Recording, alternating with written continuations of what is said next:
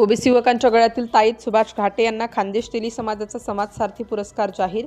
तेली समाज व ओबीसी आरक्षणासाठी सतत लढणारा तरुण नेता म्हणून ज्यांची ओळख आहे असे नागपूर स्थित असलेल्या श्री संताजी नवयुवक मंडळाचे संस्थापक अध्यक्ष श्री सुभाष कमल श्रीराम घाटे यांना खान्देश तेली समाज मंडळाचा मानाचा समाजसारथी 2026 पुरस्कार मंडळाचे अध्यक्ष कैलास आधार चौधरी व सचिव रवींद्र जयराम चौधरी यांनी जाहीर केलाय।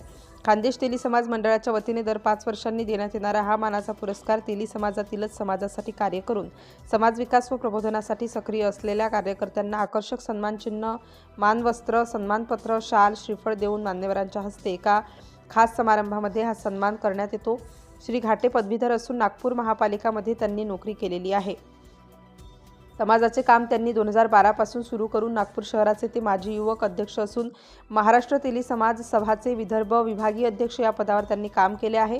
महाराष्ट्र प्रांतिक तैलिक महासभा, तैलिक साहू महासभा, आंतरराष्ट्रीय पिछड़ा वर्ग, श्री संत गजानन महाराज बहुउद्देशीय शिक्षण संस्था, भाजपा ओबीसी महामोर्चा, विदर्भ विभागीय अध्यक्ष आदी संस्थांवर त्यांनी काम केलेले आहे। त्यांच्या या कार्याचा गौरव व्हावा म्हणून त्यांना हा पुरस्कार घोषित करण्यात येत आहे असे मंडळाच्या वतीने कळवण्यात आले आहे। सुभाष भाऊ यांना ओबीसी समाजातर्फे खूप खूप अभिनंदन व शुभेच्छा। सिटी इंडिया न्यूजसाठी प्रतिनिधी लक्ष्मण मदनकर।